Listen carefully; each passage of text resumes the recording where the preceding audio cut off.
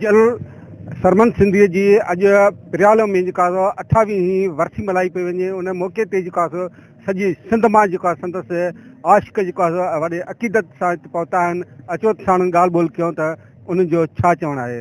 त अॼु सरमन सिंधी जेको सिंध जो क़ौमी रागी हुयो ऐं जंहिं पंहिंजे राग जे ऐं पंहिंजे आवाज़ ऐं सुर जे हवाले सां क़ौम परस्तीअ खे सॼी सिंध में उजागर कयो। अॼु हुनजी वरसी आहे। उन वरसी जे मौक़े ते असां सॼी सिंधी क़ौम खे अपील कंदासीं त सिंध जूं हालतूं जेके हिन वक़्तु तमामु पीक पॉइंट ते पहुतल आहिनि ऐं पंजाब साम्राज्य भरपूर नमूने सां असांजी मुआशी क़तलेआम थो करे, जंहिंमें असांजा रोज़गार जा ज़रिया हुन पंहिंजे हवाले कया आहिनि। उन खां पोइ असांजी शहर सिंधु दरिया जेको आहे उनखे हुन पंहिंजे कब्ज़े में कयो आहे ऐं गैर क़ानूनी अॻु में बि 1973 खां पोइ 4 हेडवर्क्स पीपल्स पार्टी जे गवर्नमेंट में ज़ुल्फ़िकार अली भुट्टे जे टाइम में जंहिं वक़्त में सिंध जो वज़ीर आला मुमताज़ भुट्टो ऐं पंजाब जो वज़ीर आला ग़ुलाम मुस्तफ़ा खरो, तंहिं वक़्त में बि बिना सिंध जे इजाज़त जे 4 हेडवर्क्स जंहिंमें तौसा, चश्मा ऐं उन खां पोइ थल कैनाल, रेणी कैनाल, उन जो बुनियादु विधो वियो, जंहिं ते बि सिंध खे एतिराज़ आहे। ऐं हिन वक़्तु बि वरी जेको आहे सो पीपल्स पार्टी जे सदर गैर क़ानूनी तरह 6 कैनालनि जी इजाज़त ॾिनी आहे, जंहिंजे ख़िलाफ़ बि सिंध जो बचो आवाज़ उथारे थो त हीअ सिंध खे तबाह करण जी प्लैनिंग आहे, साज़िश आहे। ऐं अहिड़े क़िस्म जूं साज़िशूं पीपल्स पार्टी टाइम में गुज़िरियल टाइम में बि थियूं आहिनि ऐं हाणे बि थियनि थियूं। ऐं इन्हनि सभिनी साज़िशुनि खे मुंहुं तॾहिं ॾेई सघिबो जॾहिं सिंधी क़ौम पाण में मुतहद थी करे सिंध जे आज़ादी ऐं ख़ुशहाली लाइ आवाज़ बुलंद कंदी। ऐं सिंध जे आज़ादी ऐं ख़ुशहाली तॾहिं थींदी जॾहिं सिंध आज़ादु थींदी।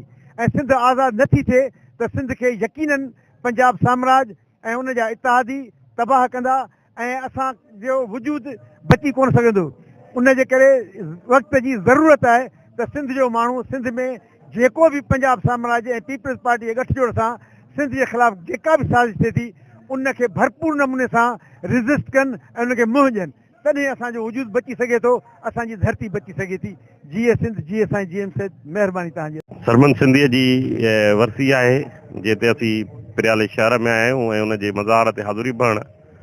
सरमन सिंधी हिकिड़ो सिंध जो गुलूकार हो जंहिं सिंध जो दर्द पंहिंजे आवाज़ में जेको आहे सो दुनिया खे ॿुधायो आहे, पेश कयो आहे।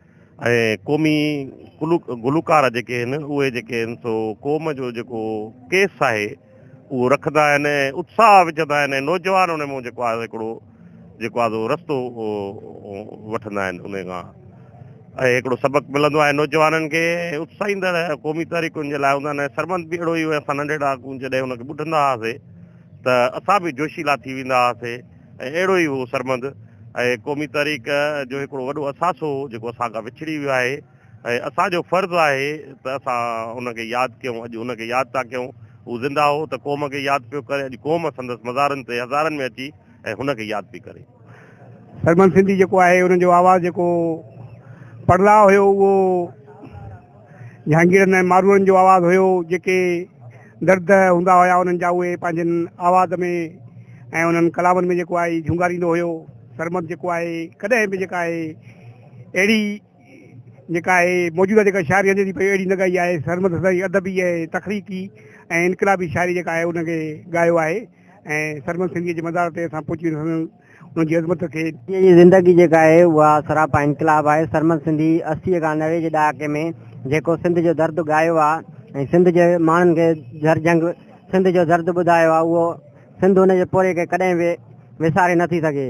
अॼु असां सरमद सिंधीअ जे मज़ार ते अची हुनखे सीस नवाए सलाम मारवड़नि, झांगीरनि ऐं सांगीड़नि ते ॻायो आहे ऐं वॾी उन पीरी माना भला भला गीत, सुहिणा गीत सिंध लाइ चया ऐं तमामु असांजो प्यारो सिंध जो रागी असांखे विछड़ी वियो, ॾाढो ॾुखु थियो ऐं असां उनजो पेश थियण आया आहियूं ऐं सलाम जीए सिंधुदेश।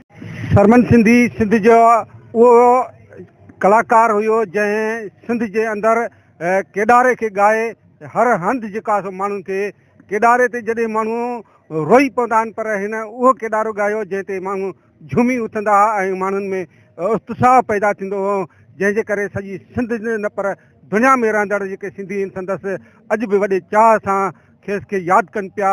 कैमरामैन टीम सां गॾु Abdurrahim Solanki, reporter voice of Sindh London, प्रियालो।